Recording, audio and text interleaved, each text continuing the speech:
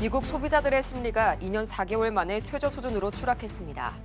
도널드 트럼프 대통령의 강경한 관세 정책이 경제 전반의 불확실성을 키우면서 소비 심리를 압박하고 있는 것으로 보입니다. 관세 전쟁이 장기화될 경우 물가 상승 압력과 소비 위축이 더욱 심화될 가능성이 제기되고 있습니다. 연방정부가 셧다운 위기를 가까스로 피했습니다. 도널드 트럼프 미국 대통령이 6개월 임시 예산안을 서명하면서 정부 운영 중단 사태를 막은 겁니다. 하지만 이번 예산안이 근본적인 재정 문제를 해결한 것은 아니라는 지적도 나오고 있습니다. 스페이스X의 일론 머스크 CEO가 화성 탐사 계획을 다시 한번 공식화했습니다. 머스크는 2026년 말 스타쉽 로켓을 화성으로 보낼 것이라는 계획을 밝혔습니다. 그는 소셜미디어 X에 스타쉽이 내년 말에 옵티머스를 태우고 화성으로 출발한다. 만약 이때 착륙이 잘 된다면 유인 착륙이 이르면 2029년에도 시작될 수 있다고 말했습니다.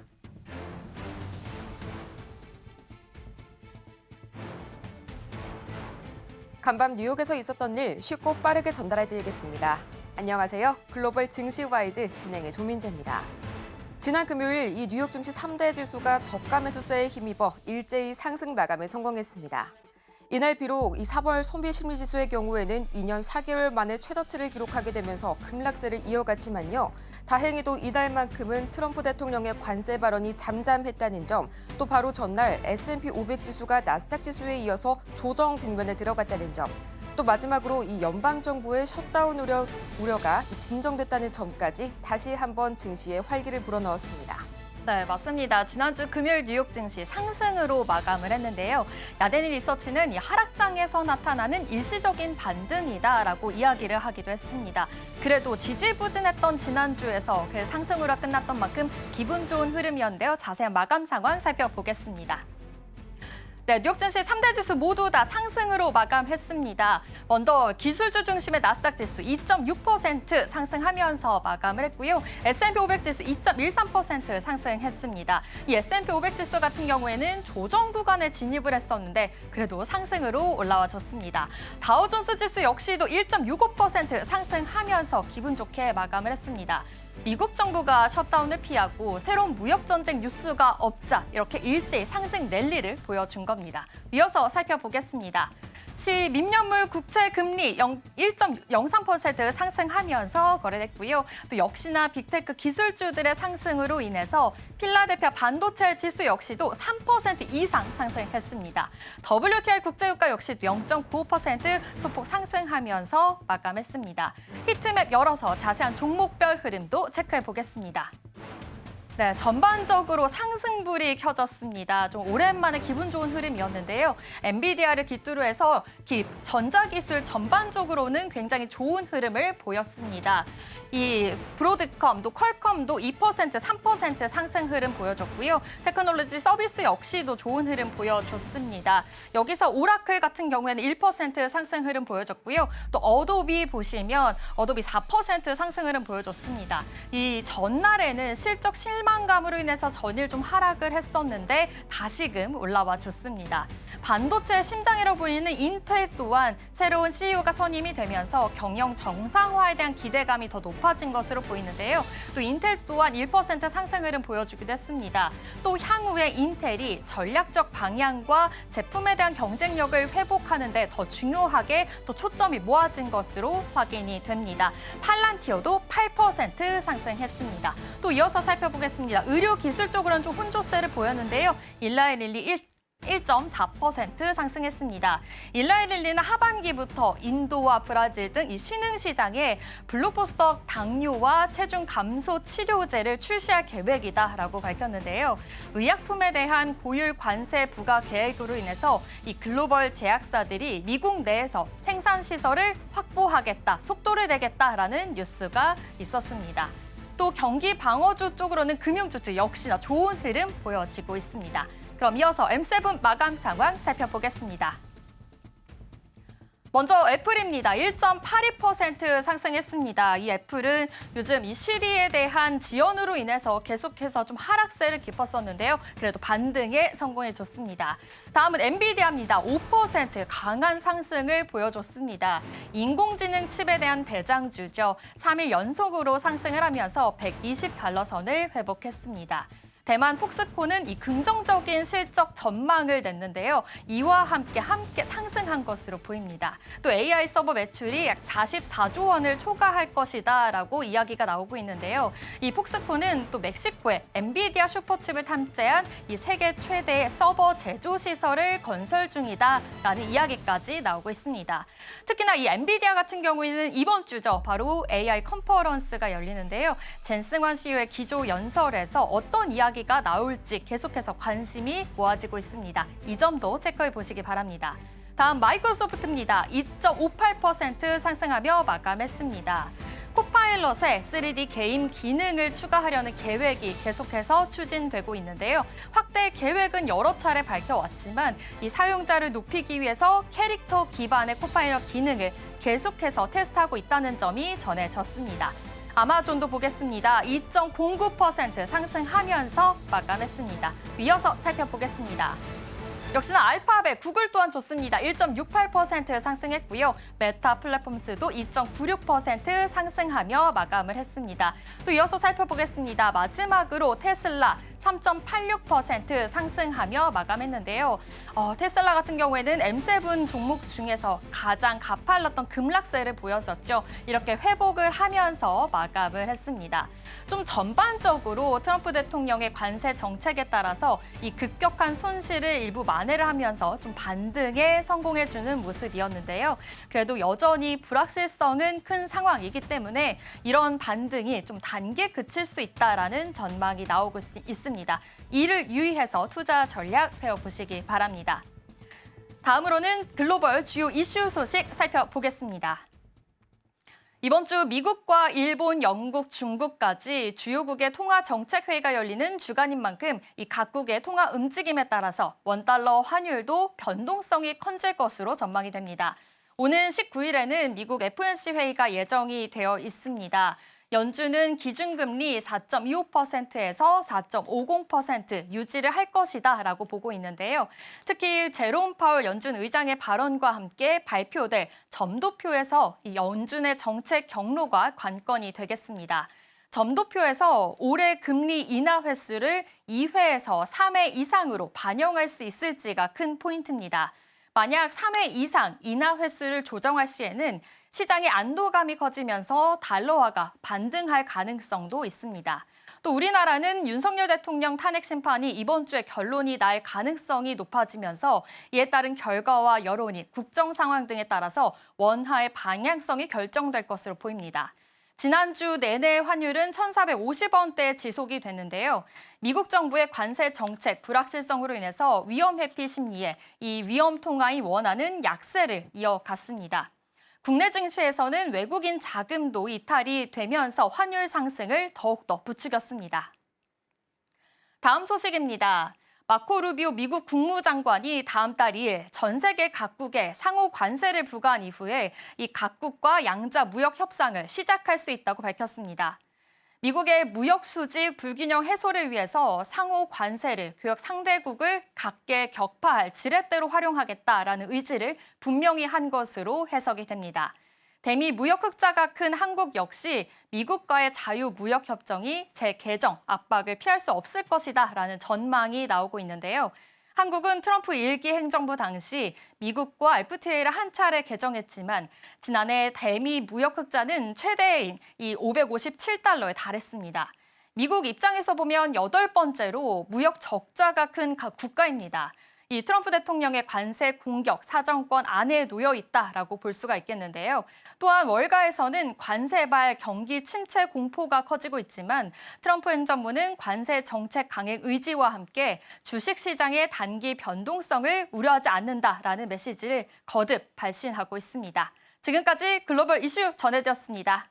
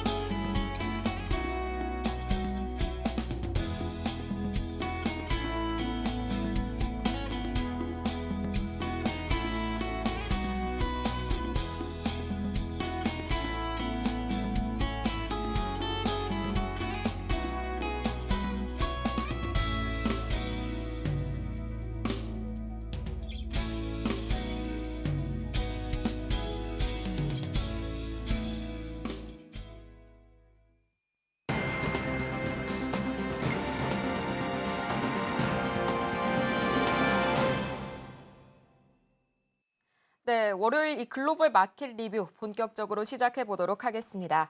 오늘 함께 하실 분은요, 인사이트 K 배종찬 소장 모셔보도록 하겠습니다. 네, 소장님 안녕하세요. 안녕하십니까? 네, 안녕하세요. 오늘 소장님과 함께할 이야기 이 헤드라인부터 바로 열어봐야겠죠. 오늘의 헤드라인은요, 이 시총 5조 달러 증발, 파월과 젠슨 황 시장 달래줄까 이 주제로 한번 이야기 나눠보고자 하는데요. 이 S&P 500이 지난주 금요일 반등으로 이 조정장은 가까스로 벗어났지만요, 여전히 작년 7월 수준에 머물러 있고요. 또 빅스 지수 역시 20 이상으로 공포 구간에 아직은 머물러 있습니다. 이번 주 FOMC 또 GTC 2025에 상당한 기대를 걸어볼 수밖에 없는 이유겠는데요. 전문가님, 한국 시각으로 19일 새벽 2시죠. 이때 이 젠슨 황 CEO의 기조 연설이 예정이 되어 있고요. 또 20일 새벽 3시에 FOMC 금리 발표가 예정돼 있죠. 이 관전 포인트 어떤 게 있을까요? 일단은 뭐 금리는 동결 가능성이 높다라고 볼 수 있을 것 같고요. 그다음에 계속 우리가 좀 미국 주식 시장을 빅테크 차원에서 견인한다. 이따가도 말씀드리겠습니다만 이 배트맨입니다. 조금 틀을 길게 말하면 근데 여기에 이제 젠슨하게 엔비디아도 들어가 있고 테슬라도 들어가 있는데 지금은 제가 늘 한 4주 전부터 나와서 말씀드립니다만 이 이야기를 실제 트럼프 본인이 했어요. 당분간은 주가가 계속 요동칠 거다. 그러니까 트럼프 대통령도 알고 있습니다. 그래서 우리가 많은 우리 시청자분들이 이런 우려를 해요. 지금 트럼프 대통령이 정말 제정신인가? 지금 미국 주식시장 이런데 지금 뭐 하고 있는 건가? 이렇게 생각하고 있는데 이걸 모르지 않아요. 근데 제가 말씀드렸듯이 짧으면 한 7월 말 정도까지 좀 더 길게 가면은 9월 말까지도 계속 이 오락가락 할 거예요. 이건 왜냐하면 이미 예고됐던 거다. 그러니까 미국 중간선거가 2년 뒤에 있기 전까지 트럼프 대통령 계속해서 트럼프 트레이드 방식으로 미국 이 경제를 트럼프 대통령이 생각하는 방향으로 끌고 갈 겁니다. 물론 이걸 잘했다 어떻다 여러 가지 분석이 나오겠지만 일단 결과는 우리가 기다려봐야 될 거고요. 계속 이 상황은 지속될 수밖에 없다. 다만 우리가 하나 이 불안한 상황 자체가 계속 트럼프 대통령 주도로 갈 거냐 그렇지만 않다. 지난 14일 미국 이 뉴욕 증시가 3대 지수가 다 올라갔죠, 그죠? 급등을 했지 않습니까? 근데 그걸 보면은 사실 트럼프 대통령이 별 이야기를 말을 안 하니까 또 주가가 올라가. 그러니까 이게 어떤 상황이냐면 여러분들 이렇게 보셔야 될 것 같아요. 트럼프 대통령의 발언이 굉장히 좀 주식시장에 자극이 되고 있는 건 분명하다. 근데 그게 근본적으로 주식시장에 미칠 요인인가? 그건 여러분들이 잘 좀 따져보셔야 될 필요가 있을 것 같아요. 자, 두 가지를 말씀드린다고 했는데 첫 번째는 미국 현지 시각으로 18일, 19일 FOMC 미국 연방공개시장 위원회가 열리죠. 우리가 제일 궁금한 거는 금리가 어떻게 될 건가인데 지금 시카고 상품거래소 우리가 CME의 패드워치를 주로 많이 주목을 합니다. 이렇게 어떻게 될 건가라는 금리 예상에 대해서는 여기만큼 이제 가장 신뢰할 수 있는 곳은 없으니까요. FFR 선물 시장을 보면은 지금 금리 동결 가능성이 99%다. 그러니까 금리는 계속 동결될 가능성이 높은데 이제 점도표겠죠. 그러니까 이제 FOMC 연방공개시장위원회에 참여하는 연준위원들이 올해 그러면은 금리 동향을 어떻게 보느냐. 올리는 건 우리가 생각 안 하고 있으니까 내리는 거에 대해서 한 4번 정도 금리 인하가 될 거냐, 2번 정도가 될 거냐 이렇게 이제 생각해서 볼 수 있을 텐데 예상보다는 금리를 내리는 횟수가 줄 거라는 거는 우리가 이미 예상이 돼 있죠. 그래서 이 부분을 여러분들이 염두에 둘 필요가 있습니다. 금리가 내려가는 것에 대해서 크게 지금 기대를 할 수는 없어요.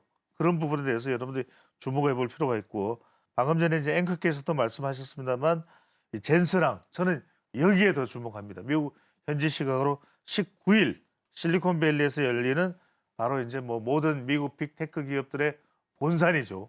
고향이죠. 이 실리콘밸리에서 GTC 2025가 열리는데 여기에서 이제 인공지능 이야기를 할 거고 가속 컴퓨팅 기술 관련해서 여러분들 이게 이제 지금 우리가 주목하고 있는 게 가속 속도를 빨리 내는 이런 반도체에 관심이 굉장히 높은 건데 그게 AI 반도체라는 게 결국 우리가 AI라는 게 속도가 빠른 거예요.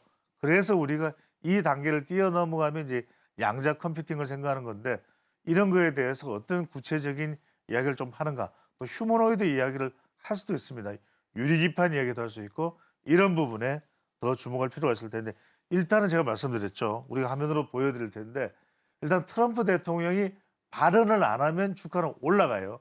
하지만 거듭 말씀드립니다만 그것 자체가 화면을 보시면은 주가는 그대로 또 올라갔죠. 다 급등을 한 S&P 500은 또 급등을 하게 됐습니다. 이런 걸 보면 결과적으로는 S&P 500을 한번 좀 볼까요? S&P 500을 보면은 지금 5,638.94입니다.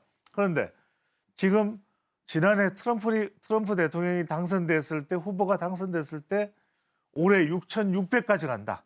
7,000까지 간다는 이야기도 있습니다. 이건 좀 지켜봐야 돼요. 그래서 지금 상황으로 보면 어림도 없는 이야기죠. 모른다. 일단은 이 부분도 좀 기다려볼 필요가 있을 것으로 보입니다. 네, 이번 FOMC에서는 금리 동결 가능성이 보다 높다라고 말씀을 주셨고요. 또 최근 하락이 이 트럼프 대통령의 의도적인 하락이 아닐까 저희가 좀 우려를 하기도 했었지만 또 최근 발언들을 보자면 그쪽은 좀 아닌 것 같다라는 결론이 우세해지고 있습니다. 이 짧으면 7월 그리고 길면 9월 말까지 현재의 출렁임이 지속될 수 있다는 점 그리고 다가오는 GTC 2025까지 초미의 관심사가 되고 있다는 점 챙겨보시길 바라고요.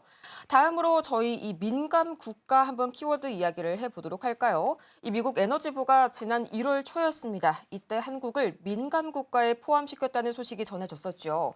이 민감 국가가 뭘까요? 정책적인 이유로 특별한 고려가 필요한 국가를 의미하는데요. 이 결정이요, 이 핵 확산 가능성과 관련이 있다는 분석까지 또 나오고 있네요. 우리 증시에 어떤 영향이 있을까요, 소장님? 저는 일단 민감 국가 뭐 지정 리스트 이야기가 나오는데 여러분들이 또 시청자분들이 또 투자자분들이 너무 민감할 필요 없다. 이 말씀을 먼저 말씀드립니다. 이게 뭐냐 미국 에너지부예요.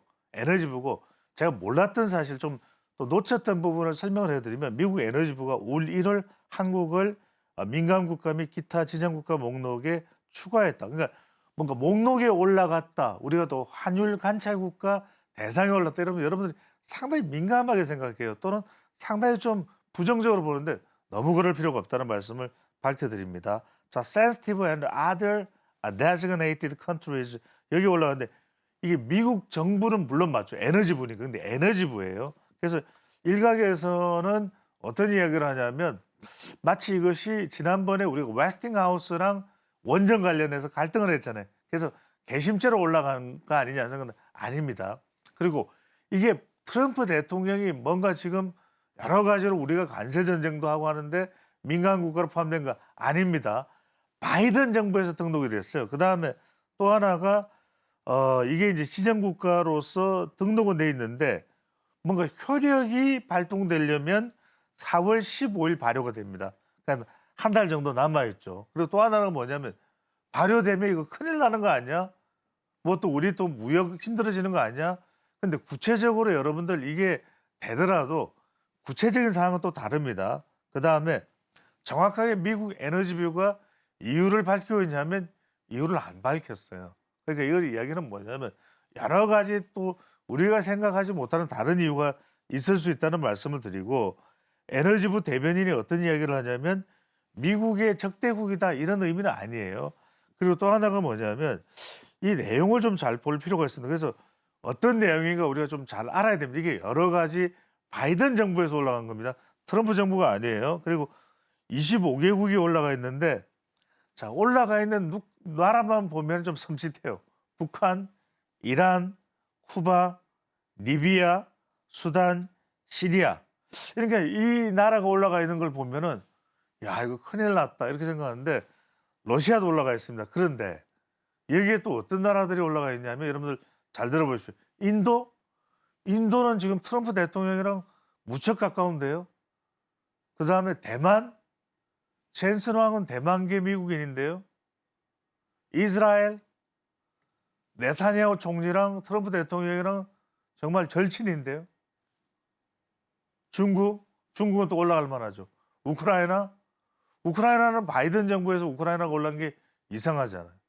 그래서 여러분들이 이걸 보면 여러 가지 뭐 복합적인 이유로 올라가 있는 것이기 때문에 이걸 뭐 언론에서 대스특필을 해서 어떻다 저떻다 당장 내일 무슨 일이 일어날 것처럼 이야기하는데 정확하게 이야기를 해보면 지금 이 한국을 포함한 4개 국가에 대해서는 산하연구소에 공문을 보내서 의견을 취합 중이다라는 이야기가 나오고 있으니까 거듭 말씀드리지만 정확하게 말씀드리면 너무 민감해할 필요는 없다. 이런 정도를 해드립니다. 네, 저도 에너지부 이야기를 듣자마자 좀 웨스팅하우스의 이야기를 떠올렸었는데 다행히 그쪽은 사실 무근이라는 점 말씀을 주셨고요. 또 민감하게 반응할 만한 악재는 아니라는 점까지 선을 잘 그어주셨습니다. 저희도 소장님 말씀을 들으니까 한편으로는 안심이 되네요. 자, 다음으로는 저희 미증 씨가 현재 등락을 상당히 거듭하고 있죠. 이 AI 칩의 장밋빛 전망이 부각이 되게 되면서 다행히도 엔비디아의 주가만큼은 3일 연속 오름세를 이어갔는데요. 특히나 금요일에 5% 급등하는 모습이 나왔는데 이게 폭스콘이 이번 분기 AI 관련 수요가 2배 이상 늘어날 것이다라고 전망한 점이 좀 큰 영향을 미쳤습니다, 소장님. 그렇죠. 제가 계속 말씀드립니다만 이 수요는 계속 늘어나요. 핵심은 데이터 서버다.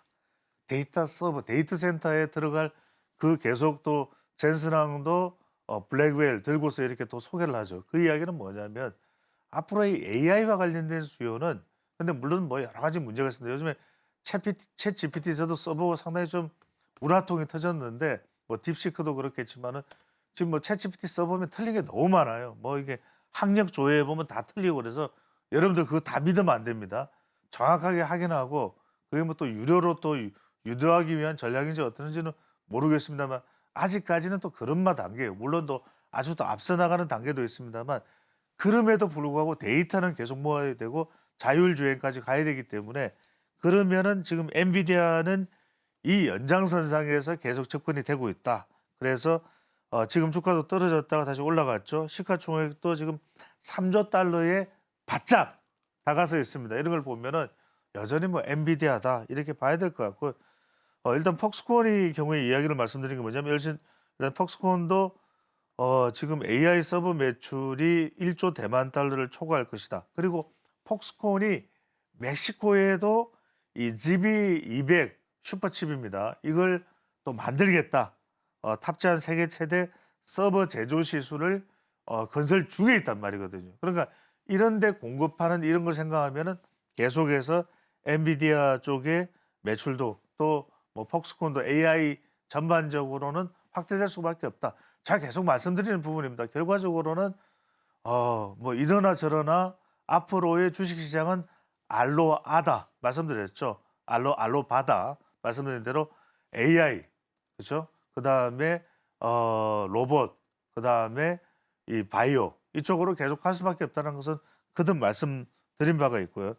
그 다음에 뱅크 아메리카의 비백 REI 분석에 따르면 엔비디아가 기대에 부합하는 매력적인 업데이트를 발표할 것이다. 이게 이제 GTC 2025의 젠슨왕의 기조연설에 담길지는 지켜봐야 됩니다. 근데 블랙웰 울트라의 이 출원 모델에 초점을 맞추고 있는 업그레이드도 예상이 되고 있고 2026년 이후에 출시된 모델이죠. 루빈 확장성을 개선한 차세대 뭐 네트워킹 또 자율주행차 계속해서 AI 쪽으로는 확대될 수밖에 없고 확장될 수밖에 없기 때문에 그 점에 우리가 좀 초점을 맞춰야 될 것 같고 또 하나 제가 주목하는 것은 엔비디아의 특징이 휴머노이드 로봇도 이제 산업용 로봇까지 포함해서 물론 이거는 이제 일본의 환학이 이제 상당히 시장을 장악하고 있는 곳이긴 합니다만 분야이긴 합니다만 여기에도 뛰어드는데 또 하나 주목해야 될 것이 바로 유리 기판입니다. 이 부분이 앞으로 이제 계속 확대되는데 TSMC에다가 이걸 이제 위탁해서 유리 기판 쪽에 생산하는 쪽에 엔비디아까지도 관여가 된다. 실리콘 대신 여러분도 아시죠? 이게 열 발생을 획기적으로 이제 낮춰주기 때문에 앞으로는 실리콘 웨이퍼가 아니라 바로 유리 기판에다 대고서 이제 생산되는 체제가 된다라는 것인데 실제 이제 한번 시장을 보시죠. 지금 유리 기판의 시장 규모가 지금 올해 그러니까 작년에 3.3조 원인데 지금 2034년에 6.1조 원이 됩니다. 이건 이제 더 이제 확대될 수밖에 없는 상황인데 여기에 우리 기업들은 계속 이제 뭐 엔비디아가 됐든 연계가 될 수밖에 없습니다. 삼성전기도 있죠, SK 앱솔릭스도 있죠. 그다음에 필 옵틱스도 있죠. 캠스트로닉스도 있죠. 이오 테크닉스도 있죠. SEA도 있죠. ISC도 있죠. 이런 부분들에 주목을 해볼 필요가 있겠습니다. 핵심은 AI 서버다라는 점 강조를 해주셨고요. 또 엔비디아가 휴머노이드 시장에 본격적으로 뛰어들고 있다는 점과 더불어서 우리 증시 같은 경우에는 이걸 안 볼 수가 없겠습니다. 이 유리 기판, 앞으로는 발열을 잡는 싸움에 모든 것이 달려있다라고 봐도 과언이 아닐 것 같습니다. 자, 그러면 다시 한번 이제 미증시로 다시 넘어가 볼까요? 제가 굉장히 좀 재미있는 표현을 발견을 했는데요, 소장님. 이 뱅크 오브 아메리카의 하트넷이 매그니피센트 7을 레그니피센트 7, 지지부진한 7 이렇게 좀 표현을 했더라고요. 그만큼 좀 고전을 면치 못하고 있다는 건데 오히려 이게 저가 매수의 기회다라는 그런 분석들도 있고요. 또 테슬라가 이 8주 연속 하락을 이어가면서 최전기 약세 흐름을 이어가고 있지만 아직까지 좀 상승 여력에 대해서 긍정적인 시각들이 남아 있더라고요. 그렇죠. 이제 이게 어떻게 보느냐에 달려 있을 거예요. 빠진다. 지금 뭐 서학개미도 지금 뭐 한숨밖에 안 쉬죠. 근데 이제 그런 상황으로 보면 우리가 뭐 투자라는 것은 한없이 한순간에 뭐 업됐다가 또 한순간에 다운됐다가 이런 상황이지만 우리가 그렇게 보지 않는다. 제가 늘 말씀드렸죠. 여러분들 이걸 잘 보셔야 돼요. 하루에 그려야 되는 그림, 일주일 동안 그리는 그림, 1년 동안, 5년 동안, 10년 동안 그리는 그림이 다 달라야 됩니다. 자, 월가가 주목하고 있는 이 매그니피센트 7이죠. 이 배트맨. 여러분들 지금 화면에 보고 계시는데 이게 지금 순서대로 그대로 좀 유지를 해주시면 브로드컴이고 브로드컴이 최근에 또 좋아요. 애플, 테슬라, 마이크로소프트, 메타, 아마존, 알파벳, 구글이죠. 그다음에 마지막에 엔비디아까지. 그러니까 테슬라도 들어가 있죠. 그러니까 우리가 말하는 이른바 빅, 그다음에 반짝반짝한 그런 종목들이 다 들어가 있습니다. 근데 이제 지금 뭐 관세 전쟁 때문에 시장도 안 좋죠. 또 월가 일각에서는 여러 가지 보는 시각들이 다릅니다만 방금 전에 앵커께서 말씀하셨던 대로 오히려 이게 심리적으로는 굉장히 꺾여 있고 위축돼 있어요. 하지만 저가 매수의 기회로 볼 수 있는 것 아니냐. 주식 매수를 외치는 이 와중에도 역발상이 생길 수가 있는 거죠. 이른바 buy the dip. 그러니까 이게 오히려 주가가 좀 많이 내려갔을 때 매수의 기회로 볼 수 있는. 그래서 한쪽에서는 트럼프가 미국 경기를 침체로 이끌어서 주식 시장에 큰 조정이 올 것이다. 지금 뭐 비난이 쏟아지고 있어요. 뭐하냐? 지금 백악관의 질문도 그거예요. 주가 지금 어떤 상황인지 알고 있냐? 막 물어보는데 그럼 또 딴 이야기 하죠. 일론 머스크 테슬라 최고 경영자가 테슬라 주가는 물론 미국 경제도 마친 것이다. 뭐 이런 얘기 나오고 지금 사정이 안 좋은데 백악관 정원에서 테슬라 뭐 시성식하고 막 이랬죠. 그죠? 나도 샀다. 막 이러면서 그죠? 앞으로 저기 일론 머스크 위협하면 가만히 안 두겠다. 뭐 이런 뭐 머스크만 머스크해질 정도로 좋은 그런 상황이에요. 근데 뭐 그렇게만 보겠느냐. 또 하나가 이제 한쪽에서는 어떻게 보냐면 이게 또 매수 기회다. 또 인공지능 시대는 제가 앞서 말씀드렸지만 알로바죠. 계속 합니다. AI, 바이오, 로봇 계속 합니다. 그래서 이제 역발상 투자에 나서고 있는데 그래서 이제 테슬라도 지금 한번 화면에 바로 보시면 지금 보시면 엔비디아가 가장 제가 뭐 그다음 오늘 엔비디아를 강조하는 게 그죠. 여력을 보시면 더 올라간다 이거예요. 테슬라도 지금 뭐 차도 안 팔리는데 뭐가 올라가겠느냐.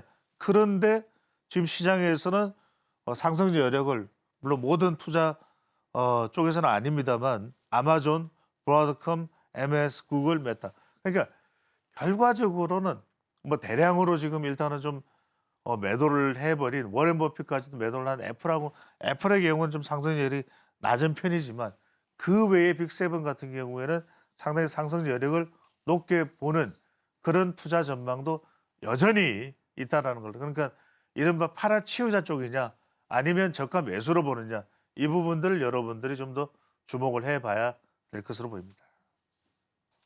네, 이 소비 심리 지수가 2년 4개월 만에 최저치를 기록했음에도 불구하고 그 우려를 눌렀을 만큼 이 가격적인 매력이 부각이 된 뉴욕 증시였습니다. 이렇게 오늘도 저희 인사이트 K 배종찬 소장과 함께해봤고요. 소장님 유익한 말씀 감사드립니다. 고맙습니다.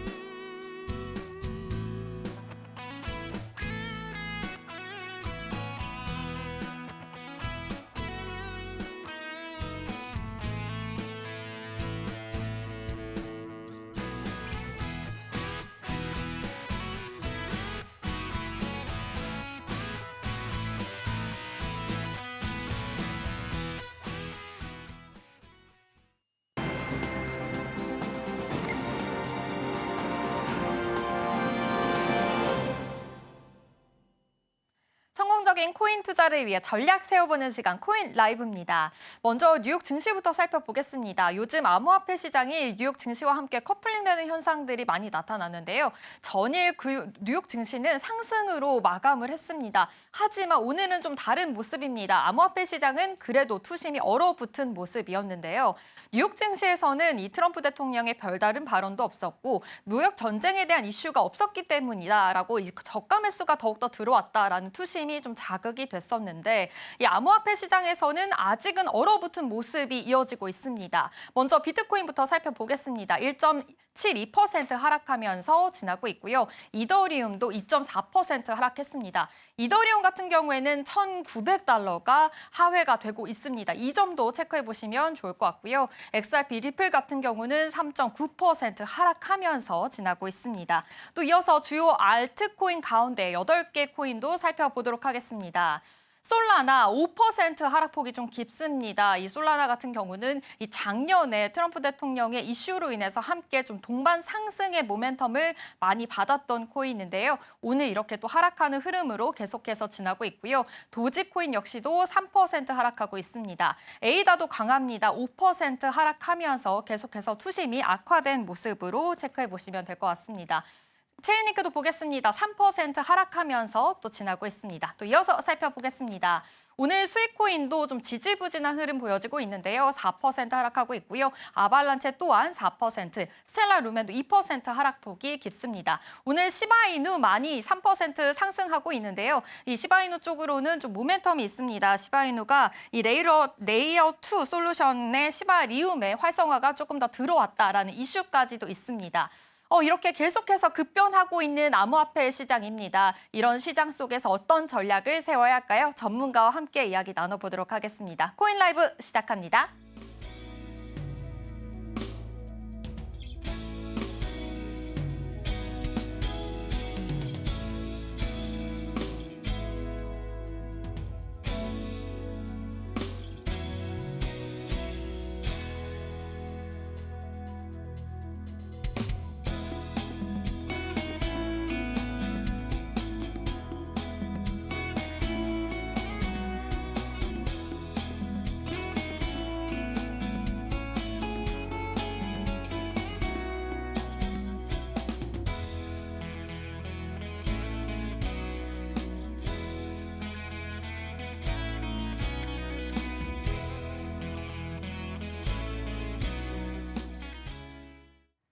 네, 코인 시장의 이슈 분석과 투자 전략 세워보는 시간입니다. 오늘은 월요일이고요. 오즈 파트너스 장하주 코인 에듀케이터와 함께하겠습니다. 어서 오십시오.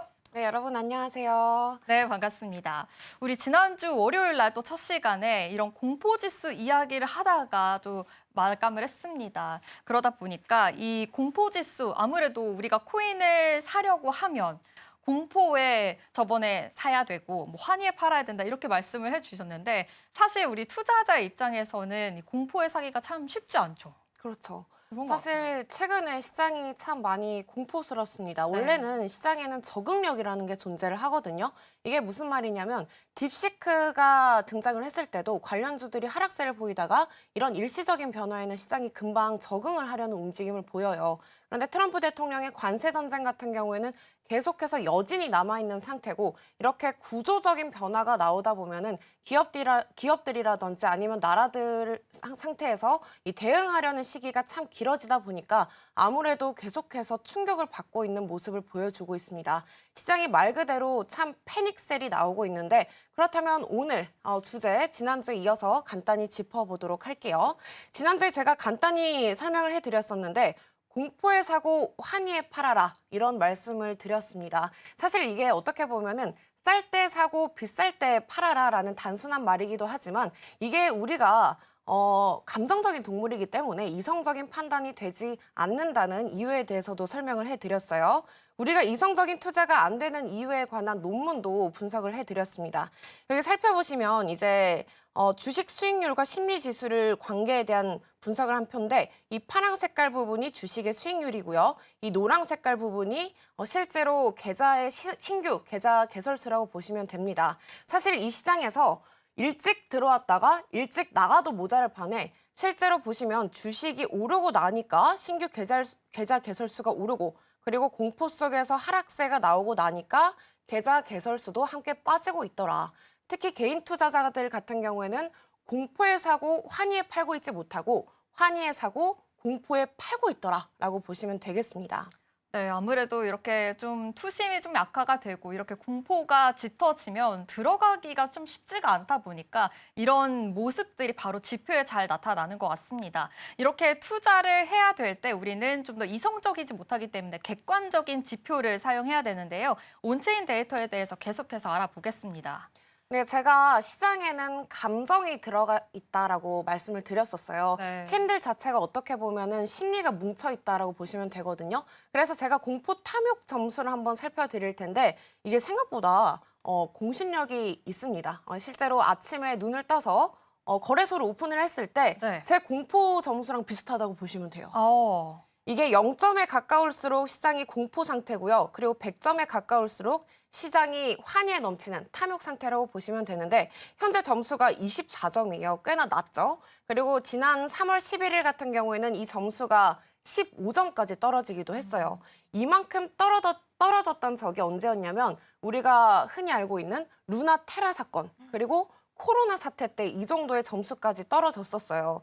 근데 살펴보시면 현재 1년치를 한번 살펴드릴게요. 작년 11월까지만 하더라도 시장이 익스트림리 그리드, 이 플러스 88점까지 올라가면서 시장이 극도의 환희 상태로 넘쳤었는데 현재는 15점까지 떨어지기도 했었죠. 11일에. 정말 그만큼 시장이 많이 공포스럽다를 보시면 되겠습니다. 그럼 여기서 우리가 단순히 그래 시장이 공포스러워. 나는 패닉을 해야 할까? 이 패닉셀이 나와야 할까? 라고만 보시지 마시고 실제로 이 시장에서 개인 투자자들은 어떤 움직임을 보여주고 있는지 온체인 데이터를 통해서 살펴드리도록 하겠습니다. 네. 이건 저희가 실현 손실 그래프, 이 로스 금액을 나타낸 그래프예요. 이게 무슨 말이냐면 실제로 제가 가지고 있는 계좌가 마이너스 20%라고 해서 이 실현 손실 그래프에 체킹이 되지 않습니다. 실제로 매도 손절이 나가야지 매도를 던져야지 이 분홍 색깔 그래프에 체킹이 된다는 말이에요. 매도가 많이 났을 때가 더 아래로 내려왔다라는 그렇죠. 말씀이신 거죠? 네, 검정 색깔 부분이 비트코인의 가격이고 이 분홍 색깔 부분이 실현 손실 그래프인데 네. 살펴보시면 이렇게 비트코인 조정이 나올 때마다 어떻게 되죠? 이 많이 물량을 던지는 네. 매도가 많아지네요. 맞습니다. 개인 투자자들은 도리어 공포에 팔고 있더라를 알 수가 있겠죠. 여기서 혹시 눈에 띄는 부분이 보이시나요? 지금 네모박스가 있는 것처럼 2024년 8월인가요? 맞아요. 예리하십니다. 이때가 굉장히 또 공포감이 짙었고 그때 더 많이 던졌다라는 게 바로 눈에 띄게 보이는 것 같아요. 맞아요. 이제 작년 상반기만 하더라도 저희가 비트코인 이제 ETF 호재가 들어오면서 시장에서 극도의 환희 상태가 넘쳤었는데 계속 또 막 그때만 해도 반감기 사이클이 달라졌다. 불장이 일찍 시작됐다 이랬었는데 안타깝게도 조정이 계속 나오면서 또 박스권 장세가 이루어졌었죠. 이 작년 8월에는 특히나 알트코인 같은 경우에는 대부분 다시 태초 마을로 돌아가면서 이 가격이 정말 많이 떨어지기도 했었어요. 저도 굉장히 힘들었던 여름을 보냈던 걸로 기억이 드는데 살펴보시면 작년 8월 이후에 가장 많은 매도 물량이 현 시점에서 나온 걸 또 확인을 할 수가 있겠습니다. 실제로 개미들 같은 경우에는 이런 공포 속에서 물량을 던지고 있더라. 이걸 파악을 해볼 수가 있겠고. 그러면 개인 투자자들이 많이 던지고 있다라는 것을 확인할 수 있는 건가요? 혹시 그렇죠. 아니면 대규모 투자자들도 같이 반영이 되고 있는 걸까요? 이거는 개인 투자자들만을 말하는 거고 실제로 그러면 말씀을 하신 것처럼 고래들은 다르냐. 고래들은 다르다는 움직임을 온체인 데이터를 통해서 살펴드리도록 할게요. 자, 이거는 고래 투자자들의 움직임이에요. 실제로 이 검정 색깔 이 부분이 비트코인의 가격이고요. 네. 이 보라 색깔 그래프가 거래소에서 지갑으로 옮긴 유입량이에요. 근데 이게 흔히들 우리가 지갑으로 옮겼다는 것 자체가 장기 보유할 목적이 많겠구나. 실제로 당장 매도를 할 가능성이 없겠구나. 이렇게 판단을 하기도 하거든요. 네. 근데 이 이거 이제 이동수 같은 경우에는 실제로 개미라든지 그리고 고래 투자자들의 모든 물량을 나타내고 있습니다. 고래들만의 움직임을 보는 건 아니에요. 하지만 우리가 이걸로 뭘 판단을 할 수 있냐면 이렇게 급등하는 구간 있죠. 이런 구간을 우리가 스파이크 구간이라고 말하는데 실제로 이렇게 스파이크가 나오는 구간 같은 경우에는 개인 투자자들의 물량이 아니라 고래 투자자들, 이 대형 플레이어들의 물량이라고 판단을 해요. 정말 많은 물량이 들어왔을 때, 지갑으로 이동이 됐을 때 확 스파이크가 튄다라는 말씀이신 거죠? 네, 개미들의 물량만으로는 이렇게 단기간에 스파이크가 튀지 않습니다. 그래서 우리가 이렇게 급등하는 구간에 있어서 아무래도 대형 플레이어라든지 고래들의 움직임이라고 판단을 해볼 수가 있겠죠. 그런데 여기서 살펴보시면 반대로 고래들 같은 경우에는 실제로 조정분이 나올 때 그리고 조정이 나올 때 계속해서 이 스파이크 구간이 튀는 걸 알 수가 있죠. 그러네요. 그렇죠.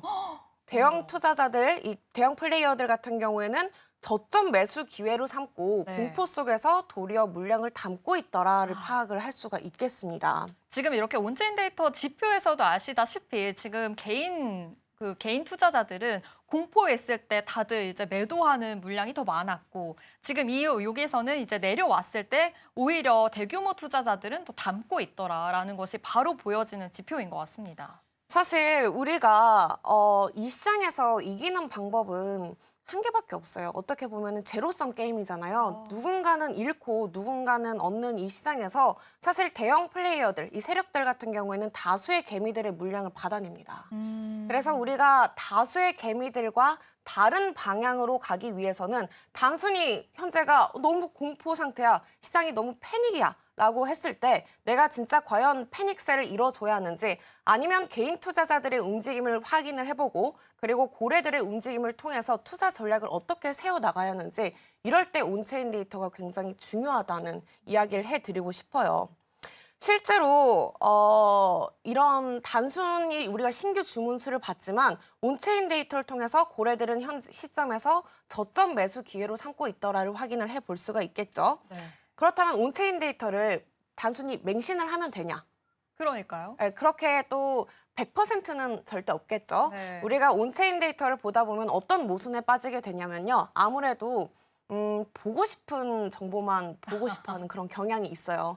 그래서 우리가 온체인 데이터를 좀 다양하게 살펴보고 좀 더 다각화된 시선에서 바라보는 게 좋겠다라는 생각이 들고, 그럼 꼭 그렇다고 해서 대규모 투자자들이 지금 샀으니 그럼 나도 지금 들어가야지라는 지표만 보고 들어가기에는 너무 한 시점으로만 본 거다. 맞아요. 특히 이렇게 네. 스파이크 구간이 튀고 나서 단순히 그러면 고래들이 장기 보유 목적으로 뒀으니까 그러면 비트코인 가격이 급등하겠네? 이렇게 하면 안 돼요. 왜냐하면 요새 세력들이 네. 굉장히 어떻게 보면은 빠르게 움직이나요? 간사해져서 예전만큼 쉽게 그렇게 정보를 주지 않습니다. 그래서 대형 물량을 이렇게 거래소에 담았다가 팔지 않고 다들 이제 매도 시그널로 알겠지만 팔지 않고 휩소를 주는 경우가 많기 때문에 이러한 경우에는 조금 조심스럽게 들여다봐야 하는 부분이 있어요.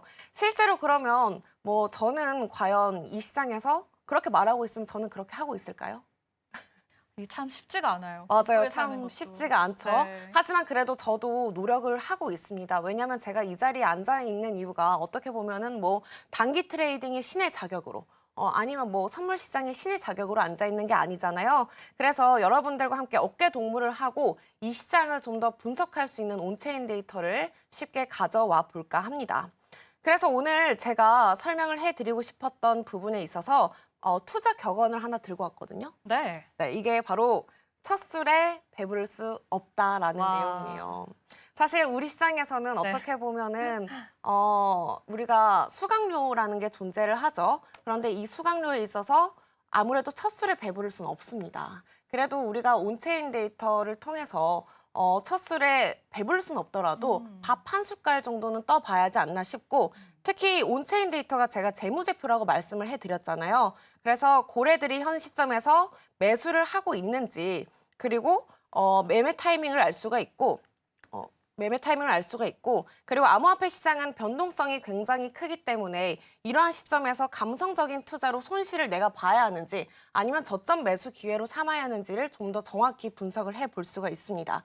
그래서 우리가 예로 들어서 오늘 이 시간에서 설명을 해드렸듯이 지금 매도 축적을 하고 있잖아요. 고래들 같은 경우에는.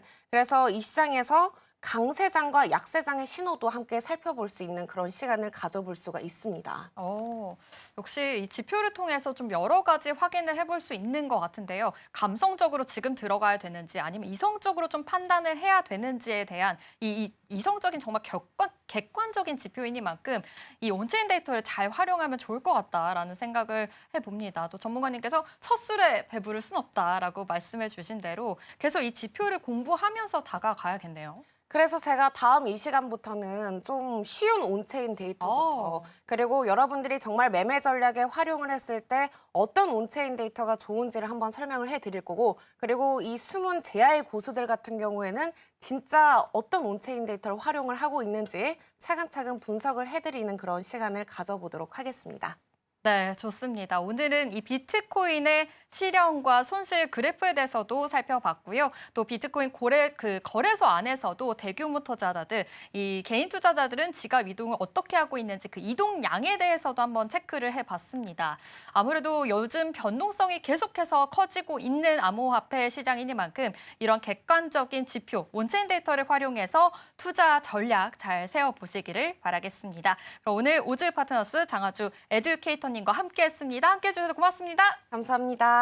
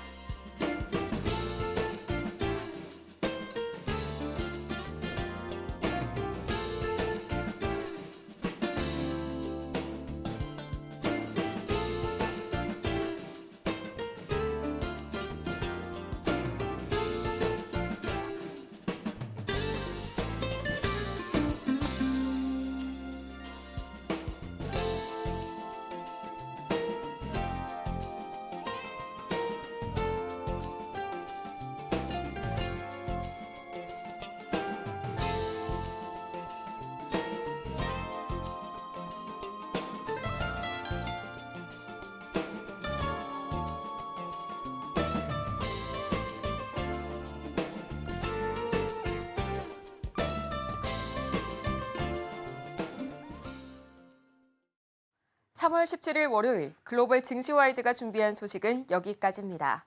본 방송에서 제공한 정보는 투자 판단을 위한 조언일 뿐 해당 종목의 가치와 수익률을 보장드리지는 않는다는 점 다시 한번 양해 부탁드리겠고요. 저희는 그러면 다음 이 시간 더 유익하고 알찬 소식 가득 안고 돌아오도록 하겠습니다. 오늘도 함께해 주신 여러분 고맙습니다.